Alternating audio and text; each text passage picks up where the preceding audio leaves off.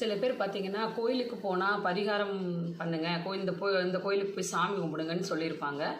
ஆனா, இவங்க போய் சாமி கும்பிட்டுருப்பாங்க. கும்பிட்ட உடனே வீட்டுக்கு வந்ததும் சொல்லுவாங்க, "என்னப்பா நான் தான் சாமி கும்பிட்டேனே, எனக்கு எதுவுமே நடக்கல. எனக்கு எல்லாம் அப்படியே தான் இருக்குது. பிரச்சனையெல்லாம் இருந்துகிட்டே தான் இருக்குது." அப்படின்னு சொல்லுவாங்க. இங்கே நம்ம எப்படி எடுத்துக்கணும் அப்படின்னா, இப்போ நம்மளுக்கு வந்து 7:30 சனி நடக்குது, இல்லை நம்மளுக்கு ஏதோ ஒரு பிரச்சனையாக இருக்குது அப்படின்னா, அந்த இடத்துல நம்ம எடுத்துக்க வேண்டிய விஷயம் அந்த பிரச்சனையை தாங்கக்கூடிய வலிமையை அந்த சாமியை கும்பிட்றதுனால நம்மளுக்கு கிடைக்கும்.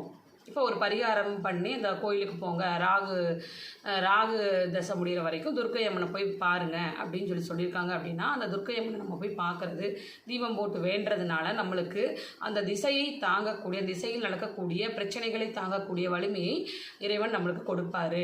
அப்போ பிரச்சனையை தாங்கக்கூடிய வலிமையும் கொடுப்பாரு. அந்த பிரச்சனைகளை கொஞ்சம் அதாவது வலுவான பிரச்சனையாக இருக்கும்போது அந்த வலுவை கொஞ்சம் குறைக்கக்கூடிய தன்மையையும் அந்த கடவுள் நம்மளுக்கு கொடுப்பாரு. அந்த மாதிரி தான் நம்ம இங்கே எடுத்துக்கணும். இப்போ சிவபெருமான் எடுத்துக்கோங்க. சிவபெருமான் சுவாமிக்கு என்ன வந்துச்சு பிரச்சனை வந்தப்போ, அதாவது குரு திசை 10ஆம் இடத்துல குரு வரும்போது அவங்களுக்கு திருவோடு ஏந்திர நிலைமைக்கு வந்துட்டார் அப்படின்னு சொல்லி கேள்விப்பட்டிருப்போம்.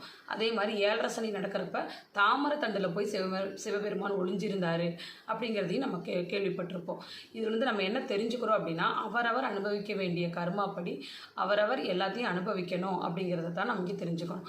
அப்படி அனுபவிக்கும் போது அந்த நம்ம மன வலிமையை இறைவன் கொடுப்பாரு. நம்ம இறைவனை தரிசிக்கும் போது இறைவன் அந்த மன வலிமையை நம்மளுக்கு கொடுப்பாரு அப்படிங்கிறத இதிலிருந்து நம்ம தெரிஞ்சுக்கணும்.